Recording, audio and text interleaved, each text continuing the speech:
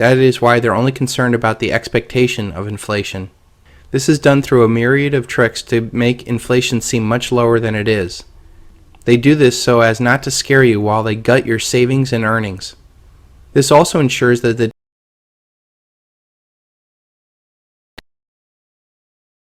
money out of thin air, and you and everyone else is still willing to accept this money, they will have power. So manipulating commodities is very important to keep this structure going, not only for the purchasing power of the dollar, and also keeps third world nations and producers of commodities in debt to the banks. This debt is also useful for manipulating other nations to support our efforts in the UN. Is it a commodity? It is a natural monetary competitor to the dollar. And it is an incredibly small market that can act as a canary in the coal mine when the dollar dies. So how is silver manipulated?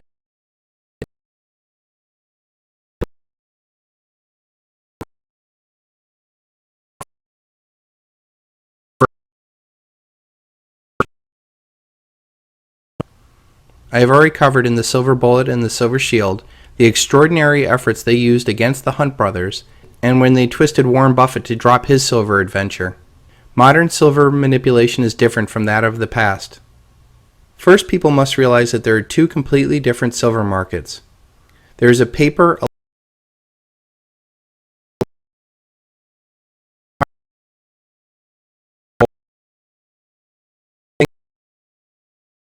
is that the average time of ownership of these positions is only a few minutes, as they are traded by computer algorithms. This hyperactive trading becomes the market.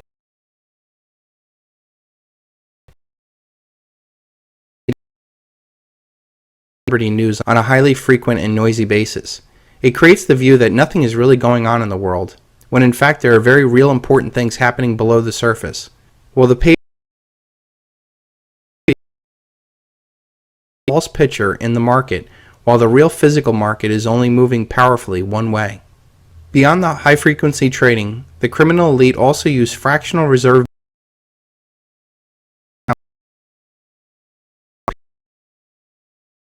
comes to take delivery of the metal, the game will continue.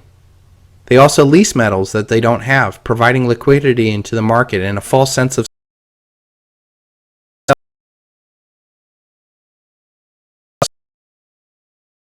than they actually have, and then continually rolling over those contracts so they never have to settle. The 8 largest banks are net short 155 days. The banks also use the ability to see everybody's positions to sell through people's stop losses. Since these brokers have both access to the buyers and sellers of the market, they have derivatives on top of everything else to make bets on just the movement of, and that could be thousands of times more than the actual metal that's out there.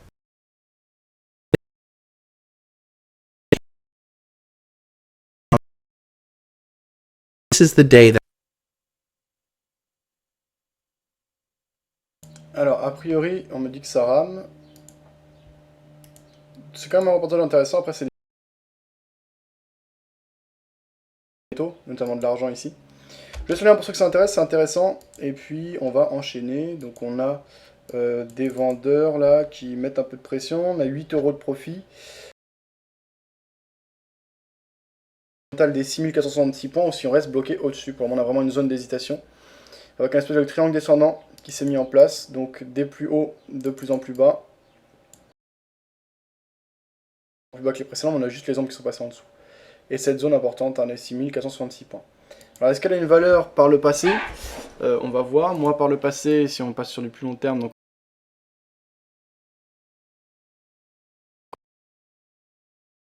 en journalier, on aurait toujours cette zone des 6444 points. Si on regarde sur du plus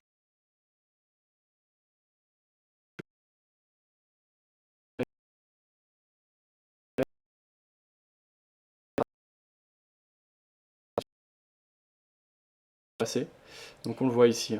Donc c'est une zone assez importante, on en est loin. On est actuellement à 6482, donc on pourrait descendre vers cette zone des 6440 points. On en sera encore là, ce sera déjà un profil tout à fait remarquable. Pour le moment, la pression reste vendeuse. Ils vont avoir le temps de mettre la pression. Alors, comment le... Ça, on avait vu. Ça, on avait vu. Toujours chaud sur le DAX, oui. Evan qui laissait des liens. On va regarder les liens de Evan. Avec une position à l'achat prise sur Michelin. Bravo à toi. Alors, pour quelle raison t'es sorti et sur quels critères, Evan? Evan qui lui laisse également un lien vers une analyse du Dow Jones. Que je vais vous lire tout de suite. C'est réalisé par le site Zone Bourse. Dow Jones Industrial Average à l'équilibre dans les premiers échanges. Malgré l'accord conclu en Europe et la bonne orientation des places boursières aujourd'hui, l'indice Dow Jones devrait ouvrir sur une note hésitante cet après-midi. Ce dernier avait clôturé en hausse de 2,2% à 12 880 points vendredi, alors que les fonds de sauvetage européens, FESF et MES, pourraient être utilisés afin de stabiliser les marchés obligataires et refinancer directement les banques, sans mesure d'austérité supplémentaire. Du côté des statistiques, le marché prendra connaissance des dépenses de construction à 16 heures qui devraient ressortir en hausse de 0,3%, c'est ce qu'on a vu tout à l'heure, qui est tombé moins bon que les attentes.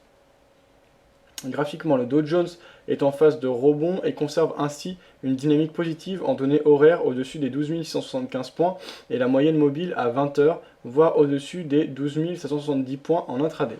Celui-ci devrait tester aujourd'hui la zone de résistance majeure des 12 890 points, niveau que l'on retrouve par ailleurs en données journalières. Le débordement de ce niveau libérerait un nouveau potentiel d'appréciation direction des 13 000 points puis 13 130 points.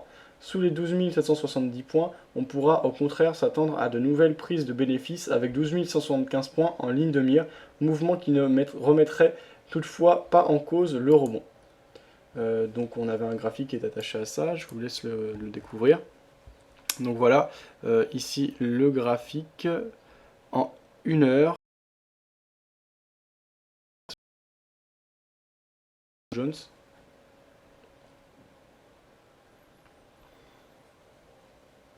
Le Dow Jones, il a quel nom sur Honda déjà?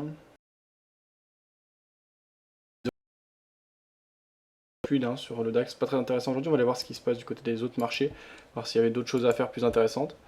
Maintenant, je me suis engagé dans le DAX, j'y reste, hein, ça arrive les journées molles.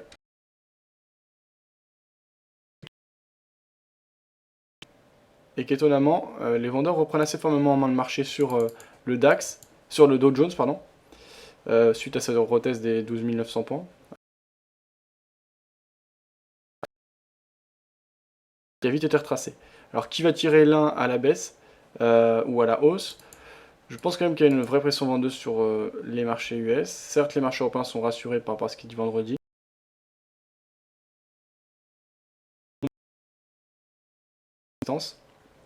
Au niveau du canal de correction. On approche les 50%, c'est également le cas sur le CAC. Donc je pense qu'on peut avoir une phase de correction, je suis assez confiant.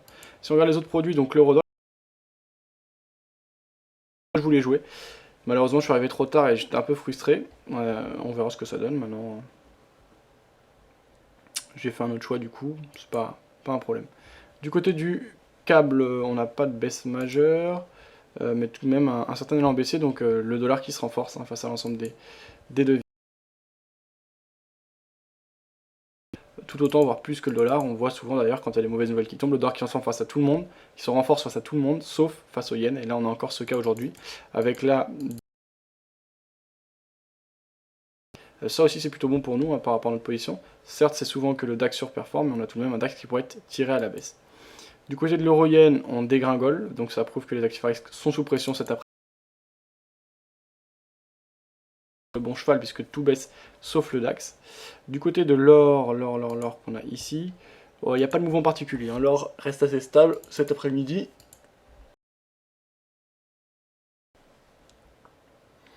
Du côté de l'argent, ça devrait se corréler, donc voilà, pas de gros mouvement non plus. Pas de mouvement clair en tout cas. Océanique enfin, on a un dollar australien qui est tiré à la baisse, donc j'avais dit que j'étais plutôt vendeur. Et là, bah, le DAX prend quand même le bon chemin.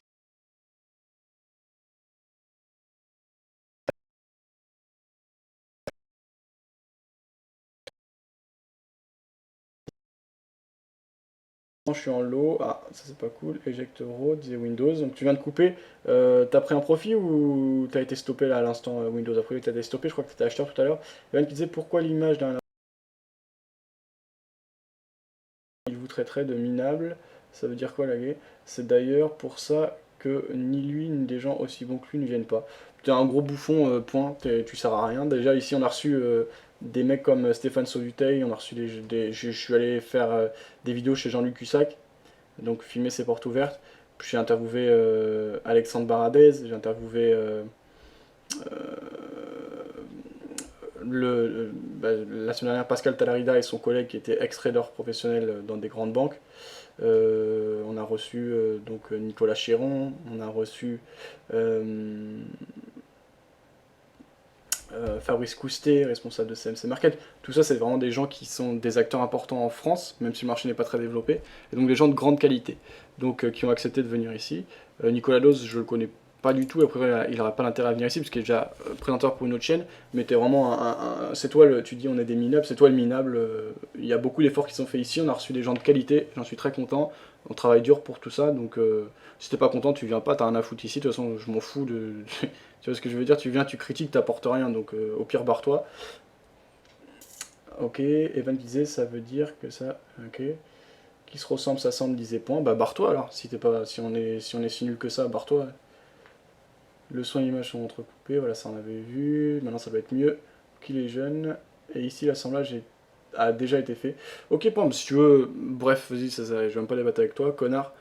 En plus, t'as qu'à suivre les résultats. Je veux dire, ça fait 6 mois que c'est positif et qu'il y a des résultats,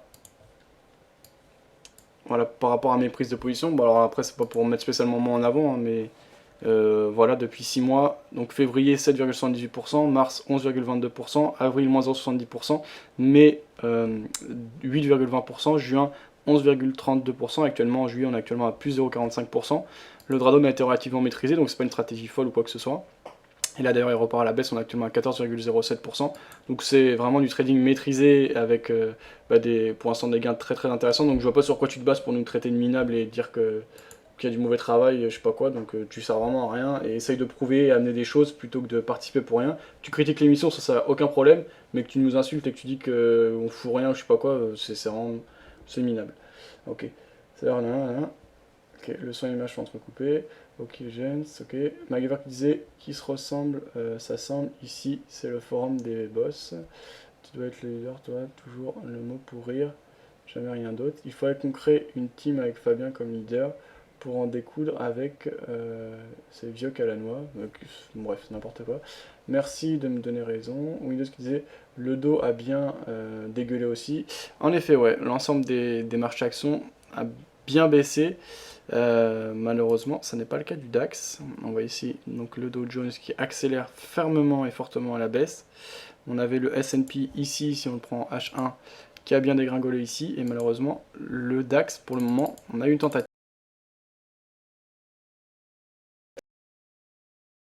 C'est risqué de prendre position à la vente. J'ai pensé justement, au vu de la hausse qu'on avait vue, qu'il y avait des choses à jouer.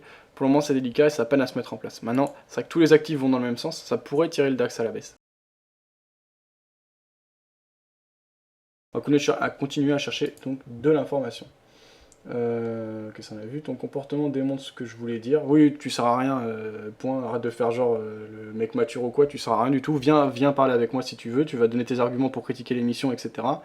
T'inquiète pas, mon comportement de quoi? Mon comportement, moi t'inquiète pas, je vais. Je fais un vrai travail, quand il y a des événements, je me déplace vraiment, etc. Un vrai travail d'interview, je respecte les gens et les gens justement respectent le site, etc. Des gens quand même qui sont connus dans le milieu. Donc toi tu postes des messages en anonyme sur ton chat, t'as aucune crédibilité. Donc si tu veux débattre avec moi, critiquer le site, il n'y a aucun problème, mais nous traiter de minable et dire qu'on sert à rien ou machin alors que toi tu prouves rien et que t'apportes rien, je vois pas. Je comprends pas. Voilà. Donc essaie d'argumenter plus et de venir parler en direct avec moi. En général, c'est déjà un autre ton quand les gens parlent de vive voix. Voilà. Donc USD CAD, dollar franc suisse, décollage immédiat, veuillez embarquer, disait Windows. On va voir ça, quels seraient tes arguments, toi, Windows, par rapport à une hausse éventuelle sur le dollar face au dollar canadien ou le dollar franc suisse. Dollar canadien, donc on a une belle hausse en effet. Donc là, le dollar s'est bien renforcé, ça se confirme ce qu'on disait, excepté face au yen. Yen qui joue davantage encore le rôle de valeur refuge, qui est étonnant d'ailleurs, mais voilà. Alors, ça on avait vu. Dollar, franc suisse, voilà, c'était ici. Très belle hausse hein, également du dollar face au franc suisse. Donc dans l'ensemble, un dollar qui se renforce, ça pourrait peser. Nous concerne précisément aujourd'hui. L'explosion peut être d'autant plus forte si on se met à vouloir rattraper. Tant mieux, en tout cas pour l'instant je laisse courir, on est légèrement positif, mais rien de flagrant actuellement sur le DAX. Evan qui disait, et on compte bien inviter Jérôme Carvel. Alors Jérôme Carvel, je sais pas si on l'aura, mais son avocat avait répondu qu'il était...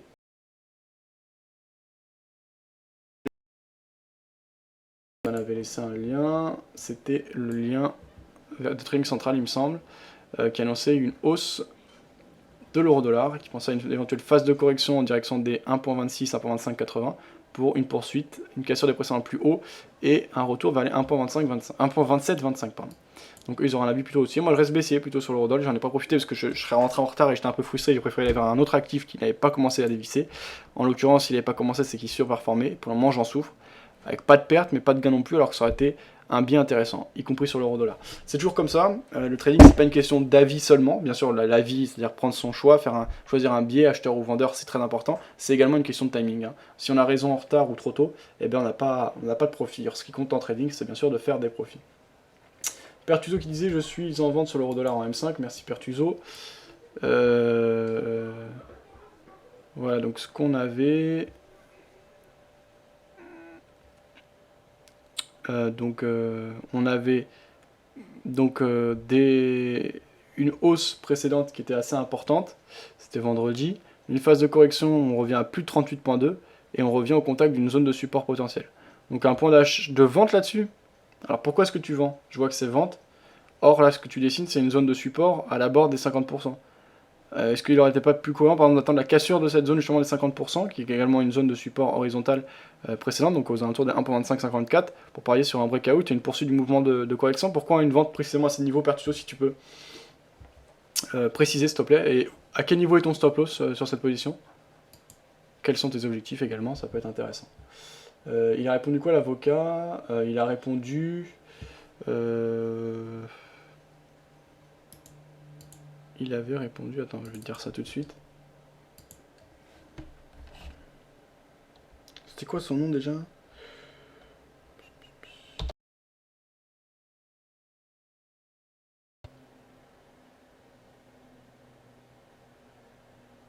Oui, c'est ça, donc David Koubi. Il avait répondu bonjour. Alors moi je lui avais envoyé bonjour, je suis Fabien Labrousse, trader et responsable du site videobourse.fr. Chaque après-midi nous animons une émission en direct, disponible ensuite en différé, dans laquelle nous recevons régulièrement des traders français connus et des personnalités du milieu financier avec lesquels nous nous entretenons. C'est en général assez technique. Nous pensons bien que cela doit être tendu avec son procès, mais qui ne tentant à rien, nous souhaiterions donc recevoir Jérôme Carvel. Comme témoignage du sérieux de notre émission, voici les vidéos de quelques-uns des invités que nous avons déjà reçus. Si vous avez des questions ou remarques, n'hésitez pas à me l'indiquer en réponse à ce mail ou par téléphone numéro ci-dessous. Il m'avait répondu bonjour, il est trop tôt pour que M. Carvel s'exprime pour l'instant. Si vous le souhaitez, je me rendrai disponible. Cela me semble intéressant. Bien à vous, David Koubi. Donc ça c'est plutôt pas mal. Maintenant il n'y a pas eu de retour pour le moment, donc je vais le relancer. Voilà. Et actuellement les acheteurs reviennent sur le DAX, qui ne se décide pas hein, décidément, qui reste très haut, spécifiquement haut. Donc le DAX c'est l'Allemagne qui reste une valeur refuge, on le voit ici. Et quand l'ensemble des actifs ARIS baisse, alors quand il y a une trop grosse pression, ça reste un marché action, donc on part à la baisse. Mais quand même, on voit que par rapport aux autres marchés actions qui, eux, baissent assez clairement, même si ici du côté du CAC, c'est pas si franc que ça d'ailleurs. On a quand même bien rassuré hein, par rapport à ce qui s'est passé vendredi, ce qui était annoncé vendredi. Mais en tout cas, du côté des US, on a clairement baissé. On a été plus touché, ce qui est logique, puisque la nouvelle concernait les marchés américains. Mais parfois, cette relation n'est pas si évidente. Eh bien on reste haut, et on reste sur un trade perdant, alors que sur le Rodal, on est assez bas, qu'il y aurait sans doute eu des choses intéressantes à faire. Voilà, comme je disais tout à l'heure, c'est également une question de timing. Donc ça on avait vu, Pertuzo, voilà, qui avait laissé ça. MacGyver, moi je pense que c'est... Alors, MacGyver qui disait que le forum, alors je pense parler du chat, mais également du forum, enfin de l'ensemble du site, quoi, qui n'appartient pas au broker. C'est vrai que ça c'est un point important de pas... C'est pour ça que j'essaie d'avoir... Moi personnellement, je fais pas ça gratuitement, hein. Vous vous doutez bien que j'anime pas tout le site par pur plaisir. Donc j'en tire un bénéfice via les... mis en avant, ce qui permet de pas être vraiment dépendant et on va dire au service entre guillemets d'un broker. Donc ça, ouais, c'est vrai que c'est un point important par rapport à...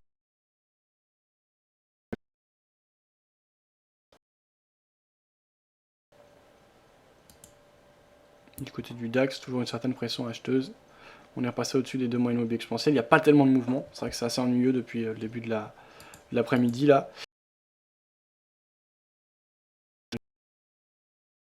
Dans une espèce de pullback, maintenant c'est plus qu'un pullback, hein. On voit quand même une faiblesse nette des vendeurs. Donc on verra ce que ça donne. Je suis d'accord, mais je suis la tendance. Et que penses-tu des sites comme ProAT? ProAT, c'est un très bon site. D'ailleurs, j'ai interviewé son gérant et créateur vendredi au salon. Cette interview sera disponible prochainement. Il y a également une vidéo de lui présentant le market profile assez intéressant. Donc tout sera disponible dans la semaine. Evan qui disait en même temps, David Kubi, il est trop tôt, son coca n'a pas encore disparu. Sur quoi cette histoire de cocard, c'est quoi, Evan?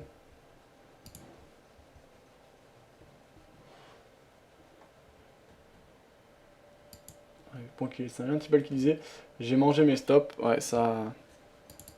Donc, difficulté là pour Tibal. Les acheteurs reviennent. Donc, difficulté par rapport à l'ensemble de nos positions là. 38 € de perte en cours, donc rien d'alarmant. Un retest de la zone de résistance et de l'ancien support oblique haussier qui pourrait jouer un rôle de pour jouer le pullback. On va voir ce que ça donne. Donc désormais 3 micro-lots à la vente sur le DAX qui commence à faire pas mal. En même temps il est 16h48, donc je sais que la clôture ne sera pas dans...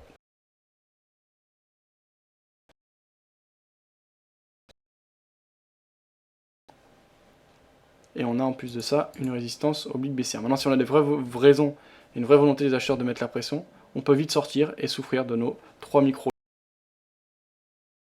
que ça donne.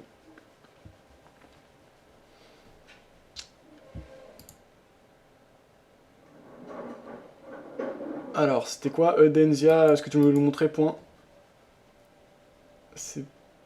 Pourquoi il s'est pris un marron Windows? Par qui? Pourquoi? C'est quoi cette histoire? David Kubi, c'est un avocat. A priori, les avocats, c'est... Je vais pas te faire passer tout mon bookmarks.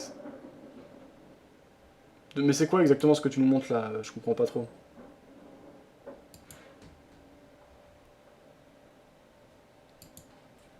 Ah, la déflation arrive, ok. Evan qui disait j'ai acheté l'euro-dollar il y a quelques minutes à 1,2574. Ok, donc pour le moment ça doit bien se passer puisque je crois qu'on a une phase de correction sur au niveau du DAX. DAX qui reste très calme hein, malgré tout pour le moment. Ça je vais mettre une autre couleur. La nouvelle n'aurait été qu'un bruit de marché pour l'économie européenne, malgré que ce soit vraiment une mauvaise nouvelle, d'ailleurs je ne l'ai pas suivi en direct, ça aurait pu vraiment bouger.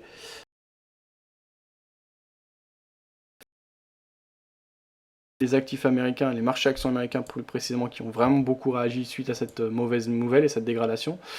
Mais voilà, il n'y a rien de fou non plus. Hein. Bon, je n'attendais pas quelque chose de fou. Mais on voit que les marchés européens s'en foutent à la limite. Ils sont concentrés sur leur destin et sur ce qui se passe en Europe. Et recentrés vers eux-mêmes. C'est ce qu'on voit ici avec ce non-lieu et cette correction très rapide de l'élan baissier. Donc on peut parler pas d'un spike parce que c'est encore autre chose, mais d'un bruit de marché tout simplement, qui a déclenché cette nouvelle américaine.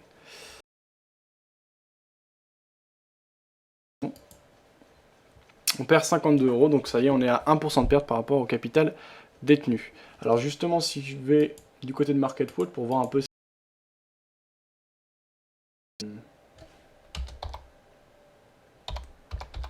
l'attention des investisseurs américains. Factory gauche below 50%, evidence of deterioration to US sector.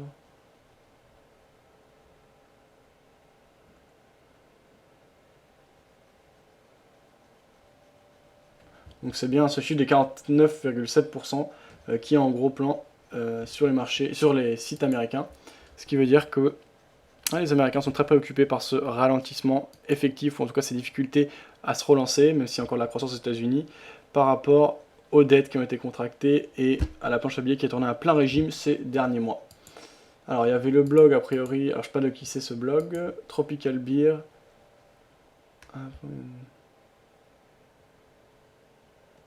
Août 2011, mensuel, boostez votre PEA. À la suite de la vague baissière envisagée dans le point de marché de début septembre, un rebond technique, ouais, mais ça c'était de octobre 2011, donc c'est il y a très longtemps. C'était quoi ce blog là qui nous a mis point? Parce que je vois que le blog n'a pas été mis à jour depuis très longtemps. Est-ce que c'est le tien? Est-ce que c'est celui de quelqu'un d'autre?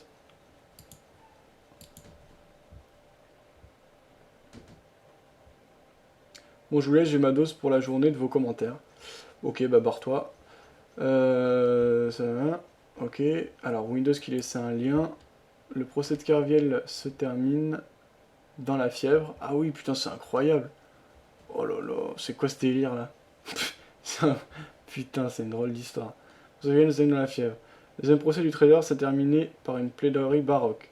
Jamais je n'ai menti à la justice. L'honneur du nom que je porte m'a été volé. Je demande pardon aux salariés de ma banque de m'être laissé entraîner dans ce système. Ainsi, Jérôme Kerviel a-t-il clos son deuxième procès au terme des plaidoiries de la défense qu'il a involontairement interrompu comme prix de subissement le contraignant à sortir précipitamment de la salle d'audience. L'ancien trader de la Société Générale sera fixé sur son sort le 24 octobre. L'avocat général a requis la peine la plus lourde, 5 ans de prison ferme assortie de dommages et intérêts du montant de la perte de 4,9 milliards d'euros subis par la banque en 2008. Jamais Kerviel n'a contesté les faux mails, bidouillages informatiques et opérations fictives opérées par ses soins depuis 2005 pour justifier en interne les risques fous de perpétuité financière. Ce grand brûlé médiatique est devenu mon ami, lâche son avocat, M. David Koubi. Vous devez le relaxer au moins au bénéfice du doute, car ce n'est pas lui qui ment, mais la Société Générale. On lui a appris à tricher et il l'a fait. Jérôme Kerviel est coupable de ce qu'est la Société Générale. Si vous deviez condamner que ce soit à une chose à laquelle il pourrait survivre, ni la perpétuité financière, ni quoi que ce soit qui pourrait l'empêcher de retourner voir sa mère gravement malade, a conclu M. David Koubi, exténué par 4 semaines d'audience et un œil au beurre noir. Alors, mais qu'est-ce que c'est que pourquoi il a un œil au beurre noir? La veille au soir, l'avocat Jérôme Kerviel s'est battu sur le pavé parisien avec un chauffeur de scooter, rien à voir avec l'affaire. Dans la salle d'audience, sa très médiatique cliente, Tristan Bannon, est venue le soutenir. M. Koubi n'a eu peur de rien durant ce procès, ni d'apprendre comment fonctionne une salle de marché, ni d'attaquer billet en tête, souvent de manière décousue. Et là, il ose le lien entre l'affaire Kerviel et l'affaire Bannon. On retrouve face à ces deux-là la même logique de réseau, de puissance, dit-il, attaquant nominativement les avocats de la Société Générale pour leur proximité avec le pouvoir. Je ne reçois aucun ordre de qui que ce soit, je vous rassure, dit excédé Mireille Philippi, la présidente de la cour d'appel, qui n'en peut visiblement plus des manières de mauvais garçon de l'avocat. Pourtant, s'il s'est souvent écarté du droit pour d'étranges embardés, personne ne peut reprocher à M. David Koubi de ne pas avoir mouillé la robe en faveur de Jérôme Kerviel. Les témoins surprises qu'il est parvenu à imposer à la barre sans renverser le procès ont conforté le doute qui plane malgré tout sur cette affaire. En dépit d'une instruction de Renaud van Rumbeck et de 2 procès, une stratégie de défense qui a irrité l'accusation à en juger par l'acquisition très dure. A priori, son travail n'a pas été très bon. Si on le ressent, on aura l'occasion d'en parler, mais je comprends qu'il y a d'autres chats à fouetter. Il a un sacré cocard, je sais pas si il se bat avec un... Ouais, c'est étonnant pour un avocat, c'est marrant. Alors là, sur le DAX, bah justement, on a des PE de plus en plus bas. On a 30 € de perte en cours, donc environ 0,6-0,7% par rapport au capital. On a un niveau techniquement assez important, puisque justement c'est un peu ce qui a retenu le souffle toute l'après-midi, donc cette zone de support oblique baissier. Pour le moment, on bute dessus une nouvelle fois, qu'on échoue dessus. Donc si vendeur se décide à prendre en main le marché, ça peut être très intéressant. Si on casse à la hausse, on peut accélérer assez vite. Donc le dénouement de l'affaire peut arriver. On sait qu'en général, de toute façon, sur les marchés, c'est comme ça. La plupart du temps, ça stagne et on accélère en peu de temps. On reste vigilant. Quoi qu'il arrive, j'aurais pas tout à l'heure. 3 micro-lots sur le DAX, c'est déjà chargé. Il faut bien garder en tête qu'un micro-lot sur le DAX, c'est pas un micro-lot sur l'euro-doll. Donc là, je suis déjà bien exposé. J'ai pris position assez stratégique Je pourrais en reprendre une éventuelle quatrième sur les 6521 points qui serait la zone de résistance horizontale et qui correspond également au précédent plus haut de la journée. Si on casse ça, après j'arriverai de toute façon assez vite aux 3% de perte par rapport au capital qui m'obligera à tout couper. Si on reste en dessous et qu'on corrige, ça peut être une journée très intéressante. Donc tout est à jouer, malgré qu'il soit déjà 16h56 et qu'on n'a pas eu de gros mouvements, eh bien on reste concentré et tout reste possible. Merci. Ah, Philadelphie, mon stuff est reparti. Tibal qui disait, bon ben moi, 81% depuis l'ouverture du compte, en bourse, il y a des pertes et des profits, je commence par faire des pertes, comme ça, c'est fait. Ok Tibal, bah en effet, t'as raison, hein. Si t'as su prendre tes pertes, c'est déjà une bonne chose. Un des premiers et des plus gros défauts des traders, notamment en particulier, c'est justement de ne pas savoir prendre ses pertes, ce que tu as fait ici, donc pas de problème. Maguire qui disait, pauvre Kerviel, il doit trop avoir de remords. D'avoir pris cet avocat, tu veux dire? À combien tu comptes liquider tes micro-lots DAX, disait Reziel? J'ai pas d'idée particulière, moi en général je me fixe des limites en termes de pertes, mais pas en termes de gains, parce que l'idée est de laisser courir un maximum, vu que des fois on a des journées vraiment incroyables, autant en profiter au maximum. Maintenant je me fixe quand même des zones d'objectifs. Là, une première zone d'objectif, si je devais clôturer la journée, vu que maintenant j'ai 3 micro-lots, si on avait un retour vers les 6466 points, donc les précédents plus bas, là, la zone horizontale, de support horizontal, ça ne me dérangerait pas de couper. Maintenant, si on doit continuer le mouvement et atteindre les 23,6%, un retour à 6420 points, ce serait excellent. Si derrière cela,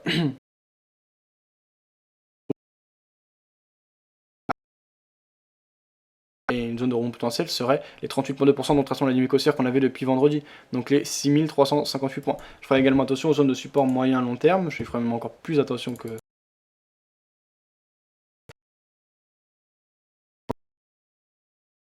44 points qu'on retrouve un peu sur toutes les unités de temps. En journalier, on la voit aussi, cette zone 6444 à 6411. Donc tout ça, c'est les zones d'objectifs potentiels. Maintenant, j'ai pas d'idée précise. Il pourrait être judicieux si le prétexte est par exemple l'heure, parce que moi j'essaie d'être liquide tous les soirs, si prête de clôturer mes positions. Voilà pour te répondre.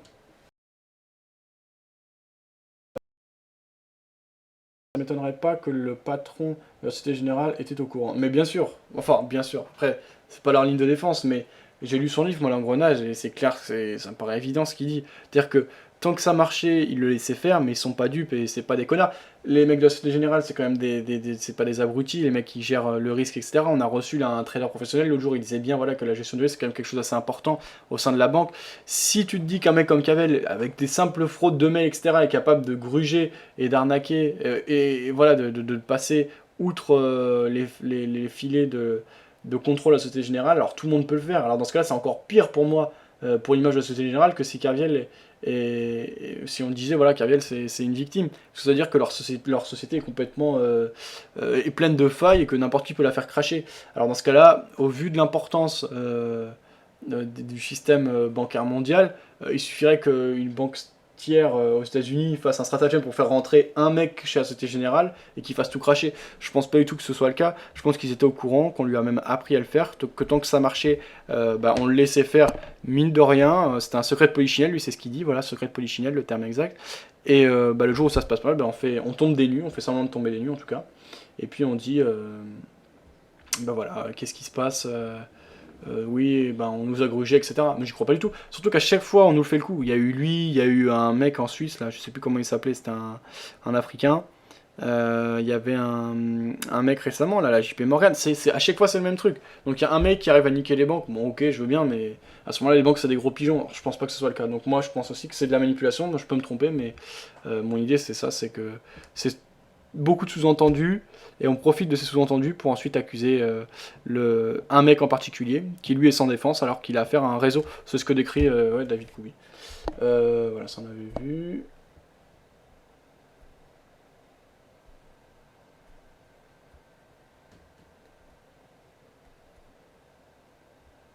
Et on disait, si vous voulez mon opinion, ça ne m'étonnerait pas que les patrons de cette générale étaient au courant. Ce trade-là, mais je pense quand même que sur ce trade-là, il a fait une connerie. Alors c'est pas un trade, hein, Evan, hein. C'est beaucoup de positions cumulées, qui ont rapporté énormément d'argent dans un premier temps avant d'en faire perdre beaucoup. Mais faire des erreurs, ça peut arriver à tout le monde. Maguire qui disait, enfin, ils finissent tous mal, moi, je remettrai jamais en jeu ce que je gagne sur les marchés.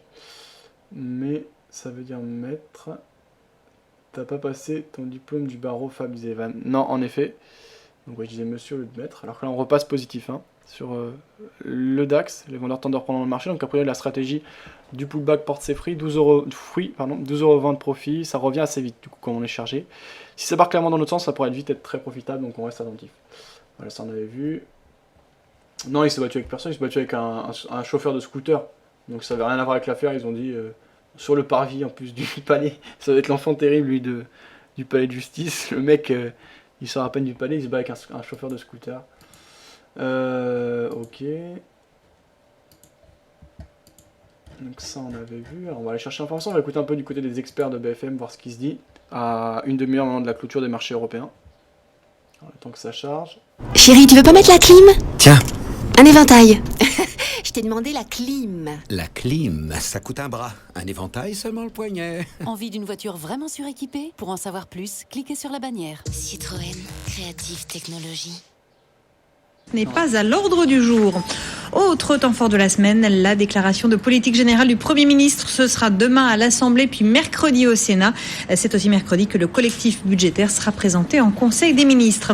L'autre titre à la une ce soir, c'est cette offensive d'Airbus sur le marché américain. Ça y est, c'est fait, l'avionneur a confirmé son implantation d'assemblage sera construite en Alabama, montant de l'investissement près de 500 millions d'euros. Cette usine livrera son premier A320 en 2016. Plein de raisons derrière cette décision. Il est d'abord de compléter notre développement international. On est évidemment très fort en Europe. Maintenant, eh bien, on le fait aux États-Unis. Le deuxième point, c'est d'être plus proche de nos clients, c'est d'avoir une identité américaine. Cette chaîne d'assemblage aura la même performance économique que nos un investissement offensif, ça n'est pas de la délocalisation, c'est pour être plus près du plus grand marché mondial d'avions dans cette catégorie. Renouvellement et de croissance de l'ordre de 4600 avions sur les 20 ans qui viennent, donc plus de 200 par an, c'est considérable. Fabrice Brégier, le président d'Airbus, au micro de Mathieu Sévin. Toujours aux États-Unis, un gros deal dans le secteur informatique. Dell rachète le fabricant de logiciels Quest pour près de 2,5 milliards de dollars. Des précisions sur le plan de réduction d'effectifs annoncé chez Hewlett-Packard. 520 postes seront supprimés en France d'ici 2014. Le groupe indique qu'il n'y aura pas de licenciement. L'alliance PSA General Motors se met en place. GEFCO, la filiale du groupe français, va assurer les activités logistiques de GM en Europe. L'accord entrera en vigueur dès l'an prochain. Et à propos d'automobile, Arnaud Montebourg, le ministre du redressement productif. Les ventes de voitures neuves ont encore reculé au mois de juin, quasiment 1% de baisse. Le CCFA table sur un repli de l'ordre de 10% cette année. Sur le marché de l'immobilier, les prix font de la résistance. Century 21 et la FNAIM ont publié leurs toutes dernières données aujourd'hui. Les transactions s'effondrent, mais pas les prix, Caroline Morisseau. Ah oui, rien n'y fait. Les vendeurs ne lâchent rien. Ils refusent de réajuster leur prix à la baisse. Résultat, les délais de vente s'allongent. Les transactions chutent. Chez Century 21, elles ont par exemple baissé de plus de 17% sur les 12 derniers mois. Mais les prix, eux, restent élevés. Sur l'ensemble de la France, ils n'ont baissé que de 0,4% entre le premier semestre 2012 et les 6 derniers mois de l'an dernier. À Paris, ils continuent même de grimper légèrement. Dans les mois à venir, tout reposera donc sur les taux d'intérêt. C'est la variable d'ajustement absolue, assure Laurent Vimon, le patron de Century 21. Sauf forte augmentation de ces taux, les prix n'ont aucune raison de décrocher. Et l'année 2012 devrait encore une fois donner tort à ceux qui prédisent depuis des années un effondrement des prix. Ne pas augmenter cet été, le gouvernement envisagerait sérieusement d'annuler la hausse de 5% demandée par GDF Suez. Pierre Moscovici, le ministre de l'économie, indique qu'une décision sera prise dans les tout prochains jours. Un nouvel homme chez Vivarté, c'est un ancien de Lancel qui prend la tête du groupe de distribution. Marc Lelandet remplace Georges Plassa qui est parti pour diriger Carrefour. Et puis il y aura bientôt la 3G dans le métro parisien. SFR a signé un accord non exclusif avec la RATP pour développer la 3 et la 4G sur l'ensemble du réseau. réseau. L'objectif est de couvrir l'intégralité des lignes d'ici fin 2015. BFM Business, il est 17h06. Merci Aurélie, on va vous retrouver dans moins d'une demi-heure pour un nouveau journal de l'économie. Ce sera aussi l'heure du fixing et c'est plutôt bien parti encore aujourd'hui. L'indice CAC récupère 1,2% de tout cela. On en parle avec nos invités ce soir. Cécile Imbert, gérante action européenne, action américaine chez Prigest à Paris. On est aussi avec l'analyste Olivier Angers et on sera donc tout à l'heure à 17h30 pour la clôture chez Global Equities avec le vendeur action Xavier de Villepion. Bonsoir Cécile. Bonsoir Sébastien. Et bienvenue aussi à Olivier. Olivier, on vous lit régulièrement sur olivierangers.com. Bienvenue. Bonsoir Sébastien. Le marché tient plutôt bien, Olivier. J'ai envie de dire paradoxalement, parce que déjà la hausse de vendredi, on l'avait pas tous vue, on l'avait pas tous anticipé. Et 5%, c'était la plus belle progression de l'année. Et surtout, on ne vend pas ce marché. C'est là, ça tient. Oui. Vous êtes surpris ou c'est logique ? Non, du tout. Non, je suis pas surpris. Ce qui était surprenant, c'est que vendredi, on a eu des très bonnes nouvelles sur le front européen. Personne s'attendait à ce que le sommet soit aussi décisif, qu'il se passe quelque chose. C'est-à-dire que tout le monde s'était habitué à ce qu'il se passe jamais rien, ou quasiment rien, ou que on se fait une euphorie pendant 2 heures, et puis après on se dit, mais finalement, c'était pas ça, etc. On a fait un grand pas en avant. Attention à pas en faire 2 en arrière maintenant. Alors attention de pas faire 2 en arrière, mais on a vraiment, ça paraît, justement, ce qui se passe, c'est qu'on a le sentiment, vu ce qui a été annoncé, on a le sentiment que c'est difficile de faire 3 pas en arrière maintenant, que c'est vraiment quand même engagé dans quelque chose. Et qu'on fera pas marche arrière, pas facilement. Il y aura des petites marches arrière, ça c'est sûr, ça on peut s'y attendre. Il y en a déjà cet après-midi. Il y en a déjà cet après-midi, la Finlande, il va y avoir. Mais néanmoins, on a le sentiment qu'il y a quand même une dynamique qui est quand même engagée et qu'il y a des marches arrière qui vont devenir quasiment impossibles. Et ça, c'était inattendu. Quelque chose comme ça. 5, Cécile, il faut s'inquiéter, il faut avoir peur des schtroumpfs grincheux ou des gardiens du temple, on les appelle comme on veut, notamment la Finlande, c'est vrai, qui semble s'opposer au rachat de dettes. Les conditions, comme ça avait déjà été le cas, c'est ce que nous rappelait tout à l'heure Laurence Boone, ça avait déjà été le cas pour la Grèce, avec des garanties, des contreparties exigées. Bon, pour l'instant, on va prendre le temps un petit peu de savourer. C'est la 2e séance de hausse. C'est vrai que après 18 sommets européens depuis 2009, les investisseurs finalement avaient peu d'attentes. Je pense que les choses vont mécaniquement prendre du temps. Ce qui est important de retenir, c'est qu'aujourd'hui, on a les premiers pas vers une union bancaire, et c'est ce que le marché retient. C'est que le risque bancaire, lui, est en recul, et ça prouve bien que les investisseurs avaient besoin réellement d'une garantie de la part de la zone euro, qu'on allait définitivement régler ce problème bancaire, notamment avec ce qu'on a vécu sur l'Espagne, qui était un vrai problème, le problème de recapitalisation des banques espagnoles, où on avait trouvé encore une fois une solution un petit peu bancale, où ça passait directement par l'État espagnol. Aujourd'hui, on voit bien que Allemands, Français, Italiens et Espagnols, et sous la contrainte notamment des 2 pays à risque qui étaient l'Espagne et l'Italie, on a un FESF et un MES qui vont maintenant pouvoir directement acheter de la dette des États, qui vont pouvoir directement recapitaliser les banques. Et je pense que même si la Finlande aujourd'hui a émis quelques petites réserves, je pense que c'est la solution qui va être retenue. En tout cas, c'est le communiqué final qu'on a eu à la suite du sommet européen. Et Allemands, Français, Espagnols et Italiens ont parlé d'une même voix, et donc aujourd'hui c'est pour ça qu'on enchaîne sur une 2e séance de hausse, et les intervenants de marché sont plutôt convaincus que l'Europe va enfin vers cette union. Union bancaire, il n'y a pas encore de garantie de dépôt, mais certes, on ira et on va déjà vers une intégration, en tout cas bancaire et financière plus importante. Et puis ce qui peut rassurer aussi, c'est le rôle. C'est qu'au cœur du processus, la Banque centrale va réellement jouer les arbitres, et c'est là aussi ce qu'attendaient les marchés. Donc on est réellement, je vous dis, sur de cette union bancaire. Alors on sait que derrière se joue également plus d'intégration fiscale. On sait également que les questions de fédéralisme pour l'instant n'ont pas été évoquées. Que le risque d'éclatement de la zone euro, que le risque de faillite du système bancaire également européen était une vraie menace, et qu'aujourd'hui, en réaffirmant le de cette crise et avec la possibilité, ce que je vous disais, du FESF et du MES d'intervenir directement, les marchés ont été rassurés et donc je dirais que là encore les dirigeants européens gagnent du temps, les choses vont être longues, on en est tous convaincus. C'est d'ailleurs tout le paradoxe, Cécile. Enfin, je ne sais pas ce que vous en pensez aussi, Olivier, mais voilà, ce sont des promesses, des annonces. C'est du long terme au mieux, si tout cela se passe bien et comme annoncé, comme déroulé. Or, l'actualité est pas belle. On évoquera tout à l'heure peut-être l'activité industrielle aux États-Unis au plus bas depuis juillet 2009, le chômage en zone euro au plus haut du plus haut, 11,1%. Pour la zone euro, avec dans pas mal de pays, type Grèce et Portugal, un chômage des jeunes à plus de 50%. Et je pourrais faire la liste. Court-termistes depuis longtemps, depuis des mois, ils acceptent là de voir au-delà. Ce qui se passe justement, c'est que on a vraiment une inversion. Dans quel sens? C'est que les marchés, si on regarde historiquement, les marchés se retournent avant les économies. Bien sûr.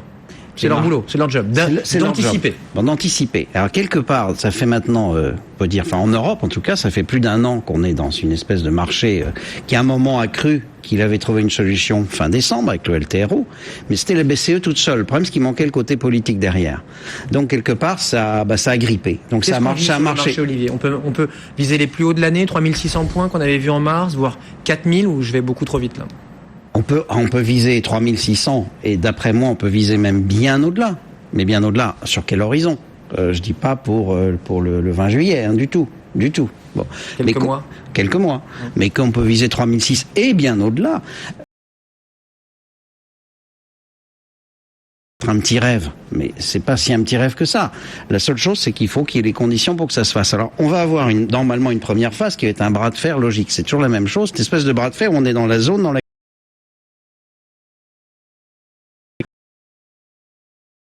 ou presque sans raison, ou des raisons purement psychologiques. C'est-à-dire ce qu'on vient d'avoir grâce au sommet. Parce qu'il y a une raison, c'est le sommet, ce qui s'est passé. Oui. Bon, maintenant que ça met du temps, etc., c'est archi évident. Oui, mais la réalité est tellement pas belle que je recule. Et donc, oui, d'un mot. Donc on va avoir en permanence cette remontée comme ça qui va se faire, mais on a une inversion de cycle dans le sens qu'au point de vue psychologique, on est sur un horizon qui se dégage. Et la pression est plutôt sur les vendeurs là, visiblement. La pression est sur les vendeurs et donc les mauvaises nouvelles, elles sont là, mais le marché va petit à petit peut-être les retourner. Et la pression est aussi sur le gouvernement français. On pourra en parler dans un instant avec le rapport alarmiste, on peut le dire comme ça, de la Cour des comptes, pas tant sur cette année, mais sur 2013 où l'effort supplémentaire est chiffré à 33 milliards. Si la croissance atteint 1%, et là encore tout le monde considère que ça peut être un scénario optimiste. Donc 33. Dans un instant, Cécile, vous restez avec nous. Olivier, on est ensemble jusqu'à 18h. C'est BFM Business. Jusqu'à 18h, Intégral Bourse, l'émission 100% Bourse. BFM Business, la météo, détend.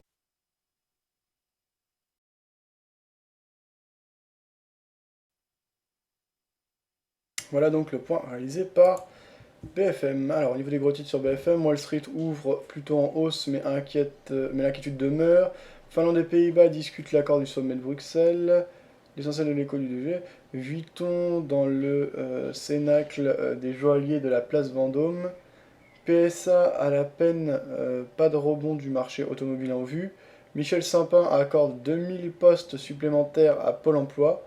Jean-Marc Ayrault amorce le virage de la rigueur. La 3G SFR arrive dans le métro parisien. Cyprus Popular Bank se recapitalise avec l'aide de l'État. Le Crédit Agricole veut vendre sa filiale grecque Emporiki. Les valeurs à suivre à Wall Street. Micron va racheter Elprida Memory pour 750 millions de dollars. Séminaire décisif pour l'ultime négociation chez Air France. L'Inde lève des fonds pour le rachat de l'américain spécifique. Le sommet de Bruxelles, vraie fausse défaite pour en hausse à la mi-séance. Fin de l'aventure BMW PSA dans la technologie hybride. Le président de la Barclays démissionne, directeur général sur la sellette. Les fonctionnaires seront mis à contribution en 2013. Les valeurs à suivre à la bourse de Paris à la mi-séance sans s'afficher. Les marchés automobiles en berne. Casa discute de la vente de la filiale grecque Amporiki, de sa filiale grecque, donc lui c'est le Crédit Agricole. Nouveau pic du chômage dans la zone euro en mai. L'audit de la Cour des comptes annonce de nouvelles hausses d'impôts. Les bourses européennes accroissent leurs gains. La Cour des comptes prône plus d'efforts pour réduire le déficit. Les bourses européennes ouvrent en légère hausse. Les valeurs à suivre, donc ça on avait vu. La gauche fait ses premiers pas sur le chemin de la rigueur. La bourse de Tokyo termine sur une note stable. Voilà ce qu'on avait. Et donc là on a des vendeurs qui remettent la pression sur le DAX. 35 € de profit, donc c'est d'ores et déjà une belle journée. Reste à confirmer ça, à accélérer. Si on pouvait casser cette zone de support, ce serait formidable. La pression est vendeuse. On a vu les autres Akifaris qui sont clairement orientés à la baisse, même si l'euro-dollar la remonte un petit peu à court terme. L'or aussi, donc on a le DAX qui est un peu seul contre tous là à très court terme, mais sinon vendeuse sur le Dow Jones ici. On verra ce que ça donne par la suite, avec ici des investisseurs qui hésitent sur le pétrole.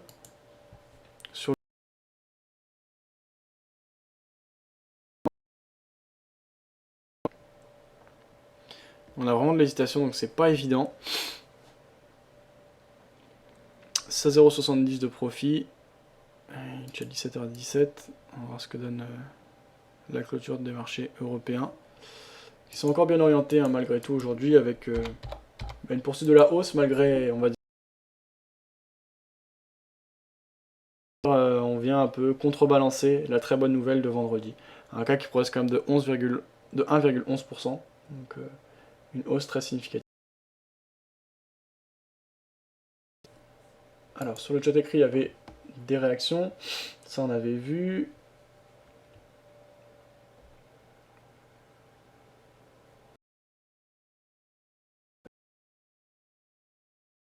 GPGPY, belle chute, disait Windows. Alors on va aller jeter un coup d'œil du côté de la baisse de la livre sterling face au yen japonais, alors que les acheteurs reviennent sur le DAX. On donne quand même la clôture des marchés européens, justement, voir ce que ça donne. Alors GPY.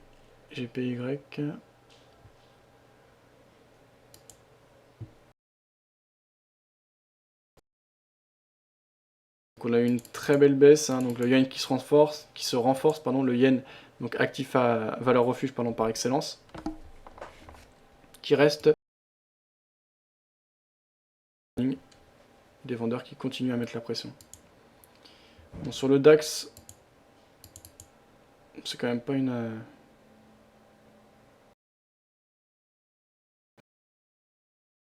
là-dessus. Hein. Je vais pas m'éterniser. Donc j'ai pris l'ensemble de mes profits là sur le DAX, donc on est à une balance de 5266 €.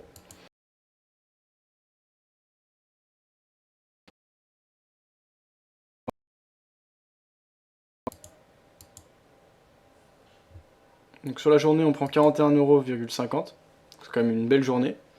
On est proche des 1% de profit par rapport au capital. Alors c'était pas une journée exceptionnelle, mais tout de même positive. Pourquoi j'ai choisi de clôturer? Parce que vraiment on hésite trop. J'ai autant de chance honnêtement que ça aille dans un sens que dans l'autre. Le scénario que je jouais là-bas, c'est-à-dire correction du mouvement, n'a pas eu lieu. On a vu un DAX qui a surperformé alors que l'ensemble des actifs à risque a bien baissé. Notamment l'eurodoll, il y avait de l'argent à prendre. Hein. Et à un moment où il faut savoir se résigner, j'ai quand même l'occasion de terminer en positif. Je la saisis. Je suis pas spécialement content de cette journée, hein. C'est pas comme ça que... Mais quoi qu'il arrive, c'est une journée dans laquelle on progresse et on atteint nos objectifs, puisque l'objectif quotidien est de 0,3% pour atteindre 6 à 7% par mois. Pour l'instant, on va chercher plus que ça, on a plus de 8% de profit mensuel moyen. Donc c'est une bonne chose, pourvu que ça dure. Tiens, l'or, pour le moment, on revient un peu sur nos pas, on a des vendeurs qui mettent la pression. Marché US sont toujours sous pression. Si on prend le retracement, par exemple, la dynamique haussière impulsée depuis vendredi, et la réunion européenne, on retrace que 23,6. Bon, sur le DAX, on a encore... voilà, il y a quand même une pression de fond qui reste acheteuse. C'est jamais évident d'être dans le sens d'être contre la tendance. Là, en l'occurrence, j'étais dans le sens de la dynamique de fond, hein, sur le DAX qui reste baissière. Alors ici, en journée, c'est plutôt hésitant. On va mieux le voir et on voit qu'on approche des années 50%, ce qui motive à prendre les positions à la vente. C'est vrai que c'était pas si évident que ça, c'est pas une erreur, il y a un à regretter. C'est juste qu'il y a eu des... Belle chute également de l'euro-yen, disait le bel homme. Reziel qui disait, est-ce qu'une bonne stratégie de shorter l'Espagne à moyen terme, demandait Reziel. Est-ce que c'est une bonne stratégie de shorter l'Espagne à moyen terme? C'est vraiment subjectif ça. C'est-à-dire, est-ce que tu crois au projet européen ou pas? Tu vas avoir des arguments pour, des arguments contre. Et tu vas en avoir pas mal. Donc après, c'est à toi de te faire ton avis. Moi, si je devais donner mon avis, shorter l'Espagne, déjà, il faudrait que j'ai l'Ibex sous les yeux. Je peux pas faire un truc comme ça, mais si très rapidement, on va aller regarder l'Ibex, justement. Qui est l'indice espagnol, l'indice des actions espagnoles. L'Ibex Madrid. On va regarder rapidement le graphique. Bon, je vais pas faire un truc de fou, hein. Je vais regarder ensemble assez rapidement.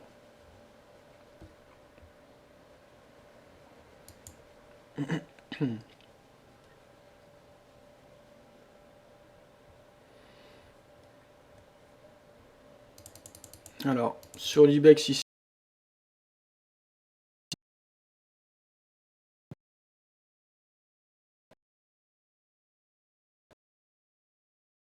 subprime, sans jamais à aucun moment revenir sur des niveaux proches de ça. C'est que la crise de subprime était liée justement à l'immobilier américain. Eh bien, c'est ce qui pêche en Espagne, c'est l'immobilier. On était quand même à plus de 15 000 points, hein. J'ai pas le chiffre précis. Bon, le graphique il rame. Je vais l'ouvrir dans une autre fenêtre. Moi, ce que je vais te faire, c'est quand même purement subjectif, hein. C'est pas très...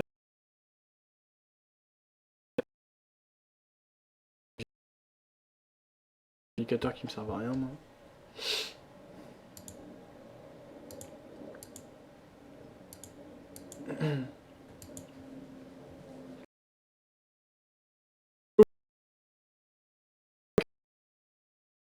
C'est divisé par 2, bien là on est divisé par 3 presque.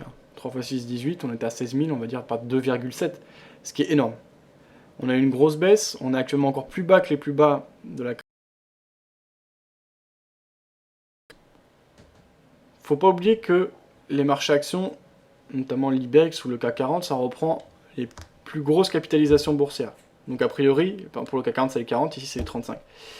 C'est des sociétés qui sont censées aller bien, parce que si elles font plus partie des plus grosses capitalisations boursières, c'est qu'elles vont mal. Donc ça peut tirer à la hausse plutôt les indices. Donc shorter déjà, ça va dépendre des produits. L'Espagne, on sait qu'ils sont à 7%, qu'il y a des gros débats autour et qu'il semble que l'Europe ne veuille pas quand même laisser les pays s'enliser et sortir de la zone euro comme ça. Parier maintenant sur la baisse de l'Espagne, par exemple à travers l'IBEX, ça me paraît un peu risqué, je le dis, parce qu'on est déjà très bas. Et qu'il y a certainement des choses mieux à faire plus tôt. Après, c'est toujours la même idée. On peut très bien continuer à baisser. Après, pour moi, l'Espagne, c'est un pays qui est très endetté. Mais c'est un pays qui a quand même encore pas mal de ressources. Qui a une grosse histoire. L'immobilier a déjà été bien déprécié. Je pense que ça va encore être déprécié. Il y a encore trop de logements. Pas acheteur sur l'IBEX. Ça serait très risqué. C'est vraiment contre-tendance. Être vendeur, actuellement on a une petite phase de correction.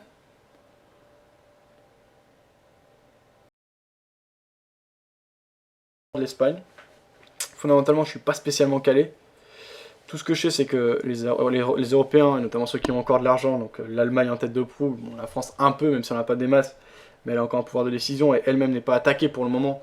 En tout cas, clairement, comme c'est le cas pour l'Espagne, l'Italie ou le Portugal. Bon, la Grèce, on n'en parle même plus.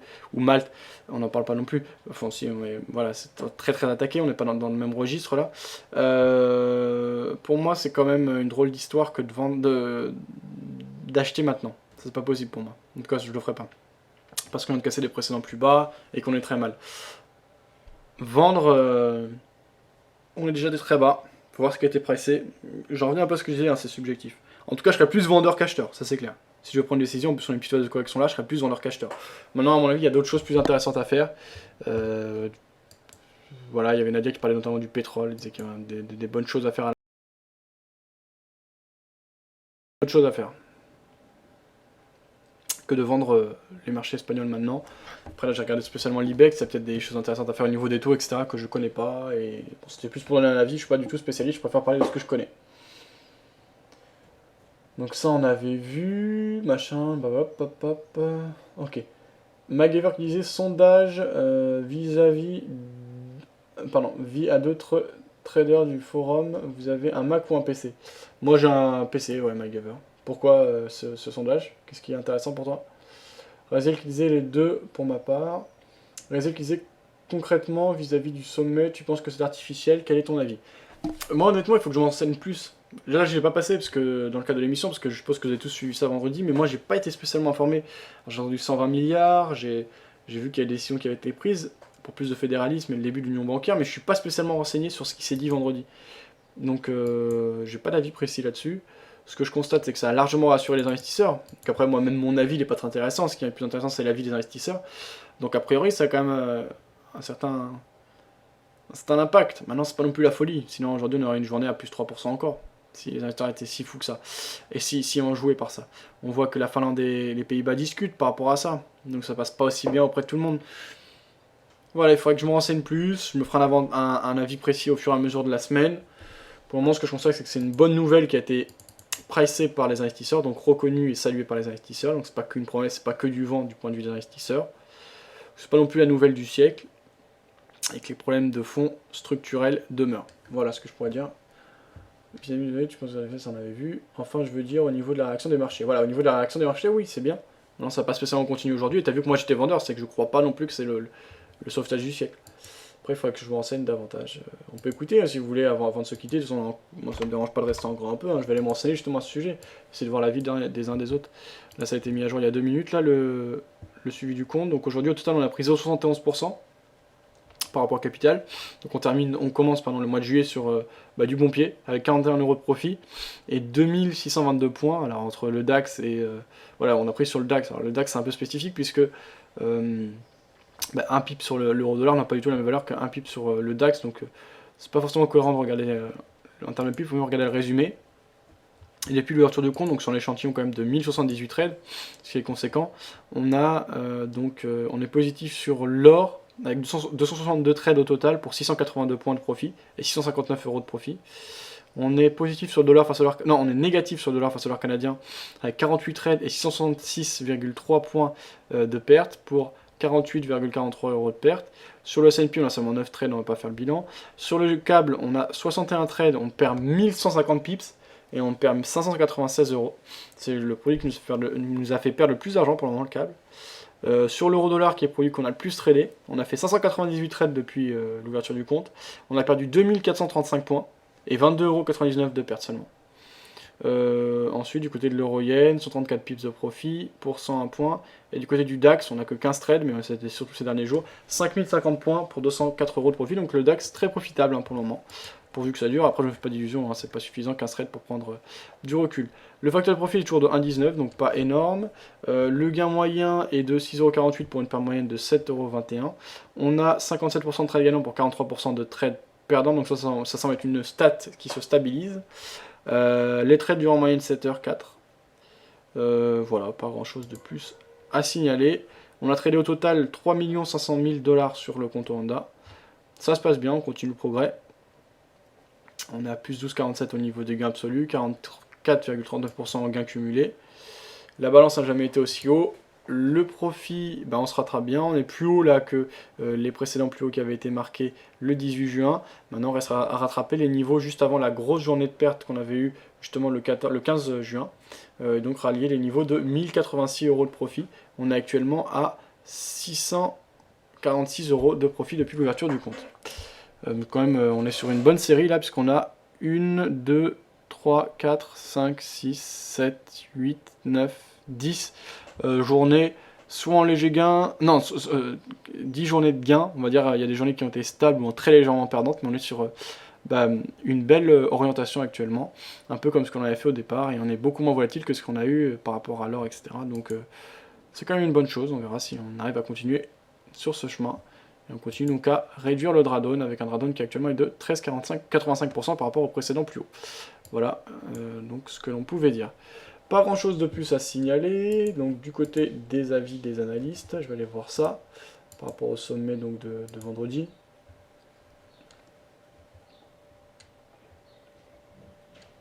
Moi je ne traiterai plus pour la journée, hein, j'ai fait ma journée, donc demain nouvelles aventures. Là pour le moment ça sert à rien, sinon je vais être impatient, etc. Donc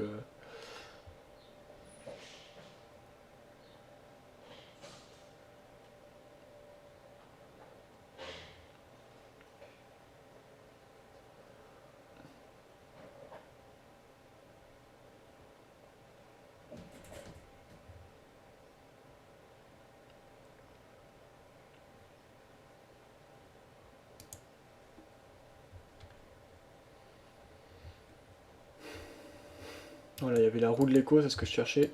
C'était vendredi soir. Donc suite aux annonces par rapport à l'Europe, justement. On écoute ça. C'est réalisé par La Colle Bleue TV.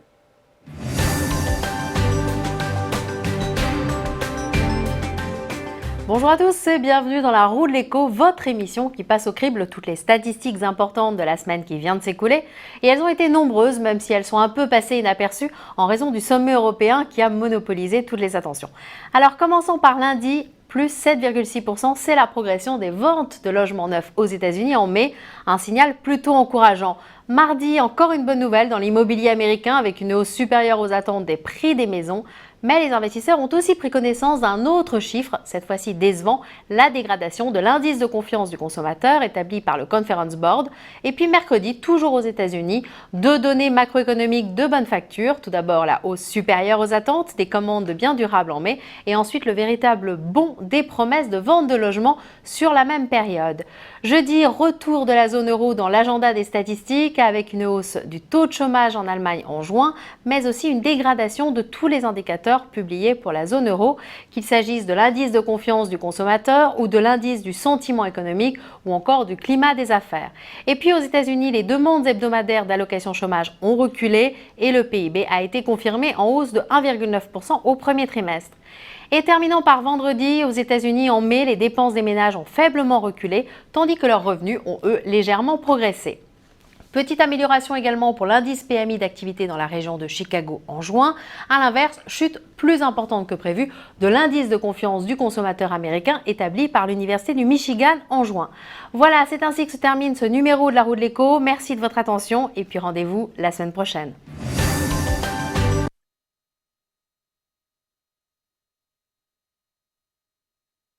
Bon, ça en fait c'était pas intéressant.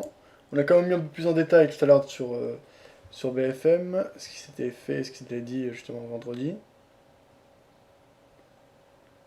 Point hebdo du 28 juin par Décideur. On écoute ça.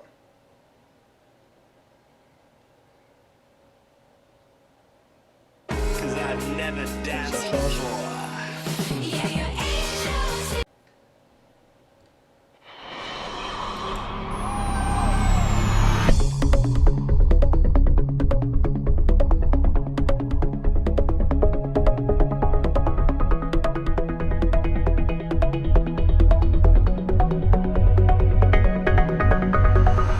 Bonjour, vous en avez l'habitude, jeudi midi, plutôt d'ailleurs midi et quart aujourd'hui, en direct, les décideurs de la gestion. Nous discutons autour de gérants que nous avons sélectionnés de l'actualité, nous ajustons les stratégies de patrimoine, de portefeuille, et puis nous allons vers des conseils précis. Alors autour de moi, ou à côté de moi plus exactement, Christian Ginalac, Gaspal Finance. Bonjour. Et un nouveau, pas sa société, mais lui-même, Gustavo Ehrenstein, d'Orel Finance. Bonjour. J'ai un ordinateur sous les yeux pour prendre vos questions, le cas échéant. Comme d'habitude, on va faire d'abord un petit point sur l'actualité, réaction à l'actualité. L'actualité, c'est un peu lassant. Hein. On dit que c'est le 23e sommet de la dernière chance depuis que la crise a explosé. Christian, il faut entendre quelque chose. Quel scénario ? Si on reprend le problème de base, la zone euro, il y a 17 pays qui sont tous des démocraties et qui ont des incidences sur les 10 autres pays qui font partie de la communauté européenne. Je vous donne un petit exemple. L'Angleterre ne peut pas ne pas être concernée par les problèmes de centralisation, des problèmes de supervision des banques, etc. Donc c'est quand même la première place financière européenne, même s'il ne fait pas partie de la zone euro. Alors tout ça, ça crée des problèmes incroyablement complexes de rivalité au niveau de la politique, au niveau des échéances. Et pour vous donner qu'une seule idée, je crois que c'est ce soir ou demain, c'est demain je crois, que le Bundestag doit ratifier le traité. Ce sommet, est-ce qu'il est différent des précédents ou est-ce que ce qu'on va discuter est différent et en quoi ça l'est, Alors, je ne sais pas s'il est différent, parce qu'en fait, ce que les marchés attendent, ce qu'ils souhaiteraient, c'est qu'il y ait une feuille de route claire, même si elle est étalée sur 5-7 ans, avec des étapes, et qui irait, bien sûr, vers plus d'intégration européenne. Alors, Gustavo, les marchés achèteraient ça ? Les marchés sont aujourd'hui complètement déboussolés sur le problème européen et ne savent plus très bien quoi croire. Et je crois que, de toute façon, le problème européen, au départ, la meilleure manière de le décrire, c'est plutôt une guerre d'usure qu'un blitz, là où tout va se régler dans les 15 jours.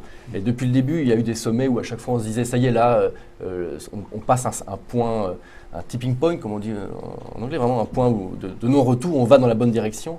En réalité, ça décrit mal le processus.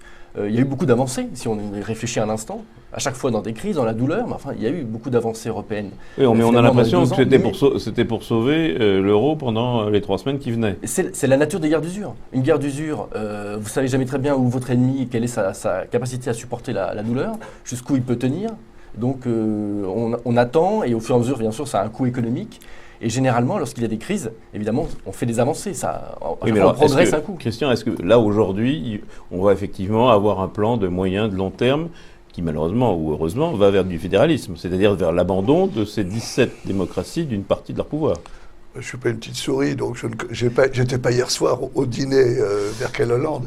Et encore, ce n'est que 2 pays, mais 2 pays très importants.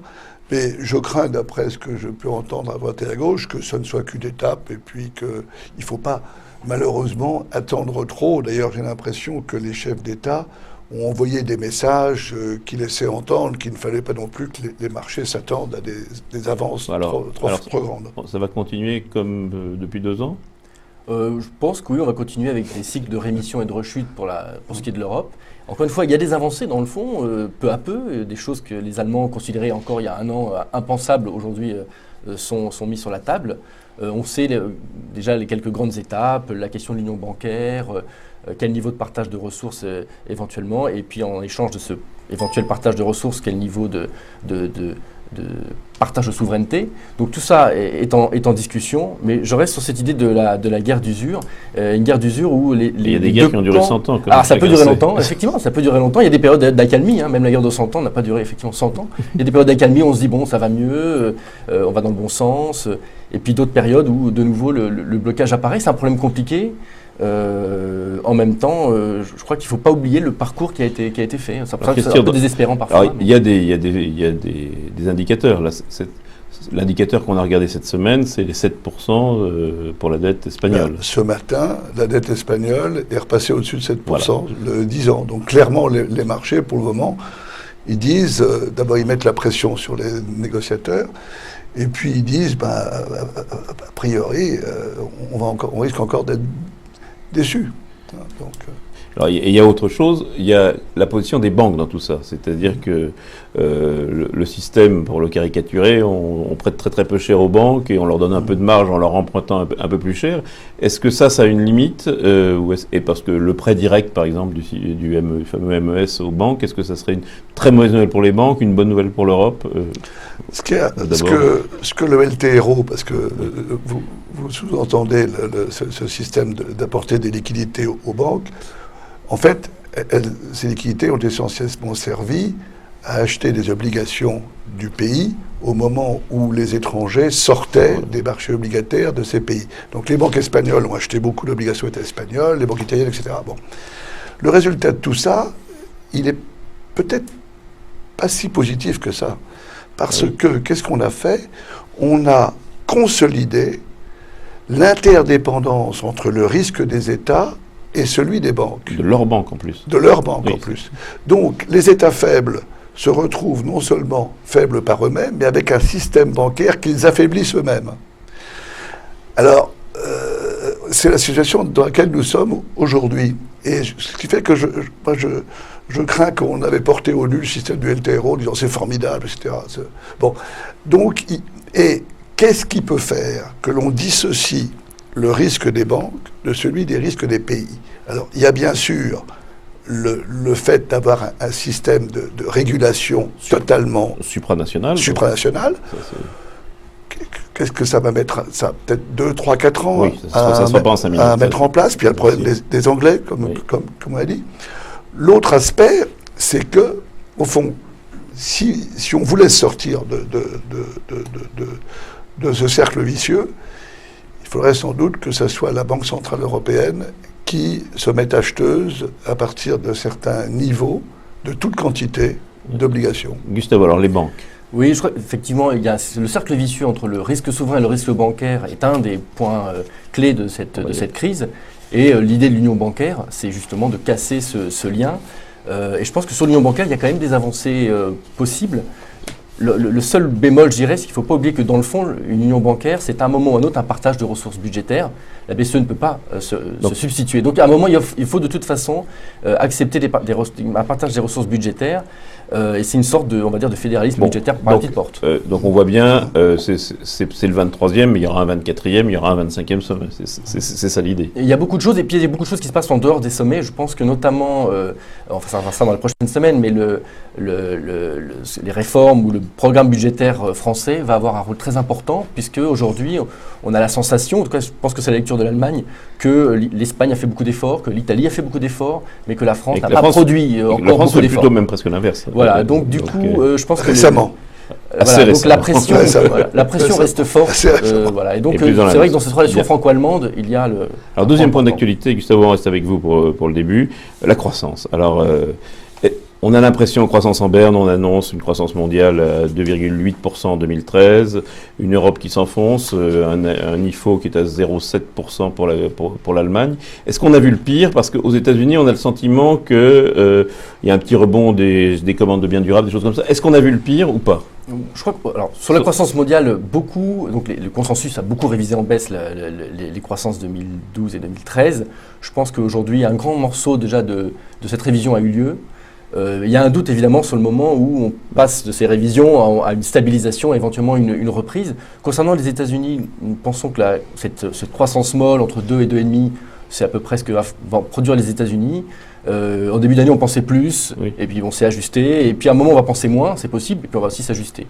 Mais en réalité, c'est entre 2 et 2,5 que produit aujourd'hui l'économie américaine, et donc on reste sur cette idée-là, en tenant compte évidemment des aspects budgétaires, du resserrement budgétaire nécessaire qui aura lieu l'année prochaine, même si on ne pense pas que ça soit le fiscal cliff, un effondrement, une hausse d'impôts généralisée très forte, mais il y aura quand même des hausses d'impôts, et donc ça va un peu contraindre la croissance. Donc 2,5 pour les États-Unis, parce qu'en face de ça, il y a des choses positives qui se passent dans l'économie américaine, en termes d'emploi, en termes d'immobilier, donc une révolution énergétique dont on a longtemps parlé sur le gaz de schiste. Donc tout ça participe quand même à la solidité de la croissance américaine. Concernant l'Europe, l'incertitude politique est forte et elle a un coût évidemment sur l'activité économique. Aucune entreprise ne va investir massivement en France si elle n'est pas sûre de savoir quel sera le niveau des impôts. C'est pas optimiste votre affaire, Christian. Il y a des endroits où ça va bien, parce que même on a l'impression que même les émergents, ça va moins bien. Oui, là, je viens de lire un petit article qui dit qu'au Brésil, le montant des créances douteuses dans les banques a fait un bond en avant. On sait que le Brésil ralentit. On sait que la Chine est en plein passage de pouvoir entre des dirigeants à un autre clan de dirigeants. Et tout ça entraîne des déperditions de croissance. Alors la Chine, bon, on hurle parce qu'ils ne sont plus qu'à 6,5 au lieu de 8,5, 9, mais pour eux, il est vital d'être au-dessus de 6,5, puisqu'il faut qu'ils absorbent tous les paysans qui sortent des rizières pour aller dans les villes. Et donc tout ça, alors d'ailleurs il y a des indicateurs qui ne trompent pas, je pense. Il y a le fait que le prix du pétrole a beaucoup baissé.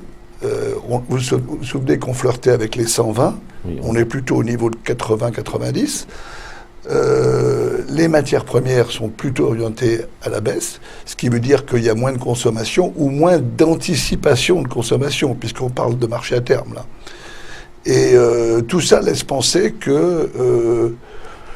moi, je ne crois pas que c'est pour demain que l'horizon se dégage. Alors, tant qu'on va être dans une situation comme ça, où on ne sait pas trop où on va, ben, je crains que les marchés boursiers ne sachent pas trop où ils vont. On est passé de marchés boursiers qui étaient totalement sous la pression de l'euro et qui disaient ouf de temps en temps, ils disaient pas ouf de temps en temps, où là, des marchés boursiers qui sont aussi drivés par la croissance.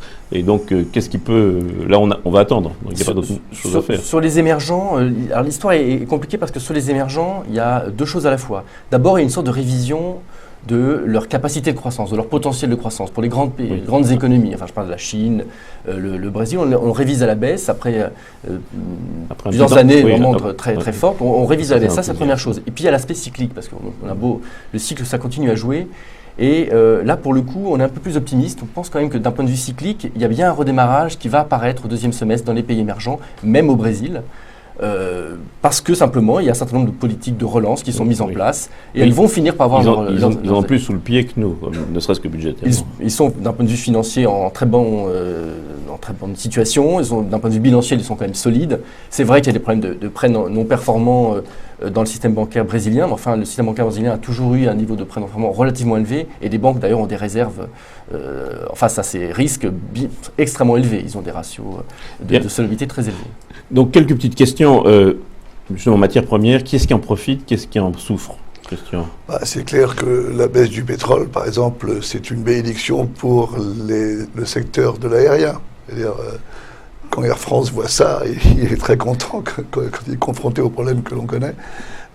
Tous les gens qui consomment du pétrole, de l'énergie, le secteur du bâtiment, très consommateur d'acier, de cuivre, etc. Donc, c'est ce qu'on appelle les contrebalances, en fait. C'est des phénomènes de stabilisation. Voilà, il y a un phénomène de stabilisateur, ce qui fait que on rentre là, en ce moment dans la drive-in season aux États-Unis avec une forte consommation d'essence pour les vacances, etc. C'est clair que c'est un coup de pouce pour le consommateur américain qui en a un peu besoin, comme on le voit. Vous pensez que ça va durer, vous, la baisse ou le niveau relativement bas ou modéré des matières premières? Pour ce qui est du pétrole, en fait, c'était son niveau élevé les années précédentes, qui était plutôt le choc. En fait, quand on regarde la structure par terme du pétrole, qui donne beaucoup d'informations, pas simplement donc le spot, mais l'ensemble de la structure par terme, il y avait un spot qui était très très élevé, un prix du pétrole court très élevé par rapport à un pétrole long qui lui a toujours été autour des $90, $95. Et là, ce qui s'est passé, c'est qu'un aplatissement complet de la courbe, la partie très courte, est venue rejoindre les anticipations de long terme, qui ont toujours été un pétrole moins cher qu'il l'était l'année dernière. Donc en fait, le pétrole, quelque part, est un peu revenu dans la norme. Dans sa norme, oui. Voilà. Alors, quand on voit les autres matières premières, c'est un peu différent. C'est vrai qu'elles avaient beaucoup moins monté que le pétrole. Et effectivement, la révision à la baisse de la croissance fait baisser les prix des matières premières. C'est un mécanisme rééquilibrant, comme la baisse des taux. D'accord. Alors, une petite séquence questions. J'ai une question sur Veolia. Tiens, Christian, c'est que vous aimez bien. Il se désendette. Alors, c'est une émission très intéressante dans l'ensemble. Elle est encore longue, donc je vous laisse les liens à parler en entier. Pour ceux qui s'intéressent de la suivre en entière, c'est vraiment un point de vue fondamental. Merde. Ok, je vous laisse ça. On va simplement, parce que le but de base, alors là ça n'était pas question, c'était le point de vendredi, je regarde ça. 13 heures de discussion pour aboutir à un accord. L'Espagne et l'Italie ont finalement remporté le bras de fer. Les mesures d'urgence tant réclamées ont été obtenues. La zone euro mettra en place d'ici la fin de l'année un mécanisme permettant de recapitaliser les banques via ses fonds de secours. En tout, l'UE va injecter 120 milliards d'euros pour relancer la machine économique. À la sortie du sommet, le chef du gouvernement italien ne boudait pas son plaisir. L'Italie a beaucoup travaillé et a mis la pression à la table des négociations pour que l'on arrive à cet accord. L'Italie a mis sur la table une contribution d'idées qui a été soutenue par tout le monde à la fin. Mario Monti se félicite d'avoir fait plier l'Allemagne. Il s'est entretenu en privé avec Angela Merkel une dizaine de fois en marge du sommet pour lui faire accepter ses mesures de stabilisation financière. Loin du traditionnel couple franco-allemand, François Hollande s'est montré solidaire du tandem italo-espagnol. Ce qui s'est passé, c'est un compromis. C'est une dynamique. Et Madame Merkel, comme d'autres, a participé à cette recherche. et à cette volonté de conforter, de consolider la zone euro. La chancelière allemande, quant à elle, nie toute mésentente avec la France. La collaboration se passe bien avec François Hollande. Bien sûr, il est différent de son prédécesseur. Ça se voit facilement. Mais c'est agréable de travailler avec lui. Rome et Madrid avaient prévu de ne rien lâcher lors de ce sommet. Dans la nuit, ils avaient d'abord refusé d'approuver le pacte de croissance. Un coup de force qui leur a permis de faire passer leurs demandes auprès des partenaires européens.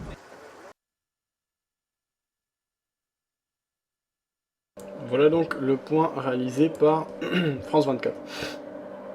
Donc ça c'était le premier point. Le second point, donc les banques en difficulté de la zone euro pourront être recapitalisées directement via les fonds de secours européens.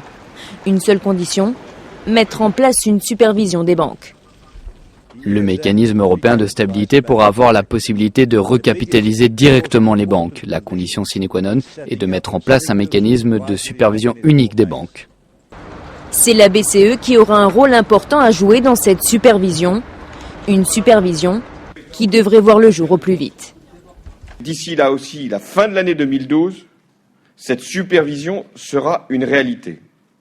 Cette étape nouvelle permettra de mieux contrôler le système financier européen. Mieux contrôler le système financier européen et surtout casser le lien entre les banques et les émetteurs souverains de la zone euro. Jusqu'ici opposée à la recapitalisation directe des banques, l'Allemagne a œuvré en faveur de cette supervision bancaire. Je pense que nous avons réalisé quelque chose d'important, mais nous sommes restés fidèles à notre philosophie. Aucune prestation sans contrepartie. Principaux bénéficiaires de ces mesures, l'Italie et l'Espagne. L'accord permet notamment de ne pas alourdir leur dette publique. Voilà, donc quand même des points intéressants qui ont été mis en place ce week-end. Et donc, on écoute la déclaration de la chancelière en entier. Quelques minutes. Je pense que nous avons réalisé quelque chose d'important, mais nous... Non, en fait, c'est ce qu'elle venait de dire, donc c'est pas intéressant. Donc voilà, donc là on a vu précisément ce qui s'était dit vendredi. Donc pour l'article complet, alors attendez, c'est sur France 24, je vais aller vous chercher dans l'historique. Je vous laisse le lien, voilà. Sur l'article complet sur la décision et ce qui s'est dit vendredi, ce qui s'est joué vendredi. Sur ce, moi il va être l'heure de vous quitter. On a fait notre boulot aujourd'hui. Ce soir, je publierai un bilan sur le mois de juin en termes de trading. Demain, il y aura également un bilan sur l'euro et les paris qui ont été menés. C'est un positif avec plus de 8% de profit par rapport au capital de départ. Ce sera avec Célami qui s'était occupé de ça. En attendant, je vous souhaite une bonne soirée. Ceux qui veulent retrouver notre actualité, nous suivre, vous pouvez nous rejoindre sur Facebook. Donc je vais vous laisser le lien sur le chat écrit, sinon vous avez le lien en haut à gauche au-dessus du logo sur le site. Donc je vous laisse le lien vers notre page Facebook. Voilà. Vous pouvez... alors il y a le sondage, alors il faut que je mette le nouveau sondage. Le nouveau sondage sera mis ce soir en place. Donc là c'est un de répondre, je crois qu'il est bloqué maintenant. Où sera l'euro-dollar dans 3 mois? Donc on a les chiffres définitifs par rapport à ce sondage. On peut voir les résultats ici. Donc où sera l'euro-dollar dans 3 mois? Sur les 265 personnes qui ont répondu, c'est beaucoup, merci beaucoup. On a 28% qui pensent qu'il sera 1,40 ou plus, 18% qui pensent qu'il sera 1,30, 30% qui pensent qu'il sera 1,20, 16% qui pensent qu'il sera 1,10 et 7% qui pensent qu'il sera 1 ou moins. Donc on a une majorité de personnes qui sont plutôt baissières, parce qu'on a quand même 46 et 7%, ça fait 54% qui pensent qu'on va aller à la baisse, mais on a donc 46% d'acheteurs qui pensent que l'eurodoll va se diriger à la hausse, donc 28% qui pensent qu'on sera au-dessus au moins à 1,40 voire plus, donc c'est assez impressionnant. Alors pour ceux qui ont suivi l'émission et qui débutent et qui veulent se lancer en trading, n'hésitez pas à ouvrir un compte démo qui vous permettra de trader en virtuel dans les mêmes conditions que le réel, mais sans prendre le moindre risque financier, donc c'est l'idéal pour apprendre. Donc en ouvrant un compte démo chez l'un de nos brokers partenaires, vous en avez dans la liste, dans le menu de gauche sur toutes les pages du site, donc sur la page d'accueil sur videobourse.fr, ou dans la partie broker et courtier, compte démo, et là vous avez l'ensemble des brokers relativement sérieux, donc plus ou moins sérieux. Il y en a des très très gros comme Saxo Bank, plus 500, CMC Market, AvaFX, FXCM, Delta Stock, du Cascopy, Active Trade qui sont clairement régulés, etc. Il y en a des moins connus, mais tout de même, l'ensemble des brokers qui sont présents dans cette partie, cette section du site sont des brokers sérieux. On ne va pas vous envoyer au casse-pipe ou chez des brokers escrocs, etc. Donc l'ensemble des brokers sont des brokers de confiance, a priori. Après, plus on va chez des gros brokers clairement régulés, plus notre argent est en sécurité.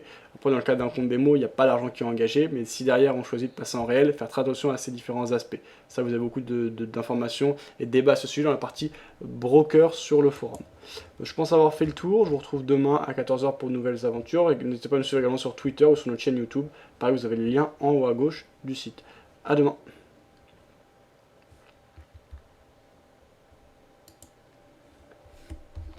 Salut Renstar.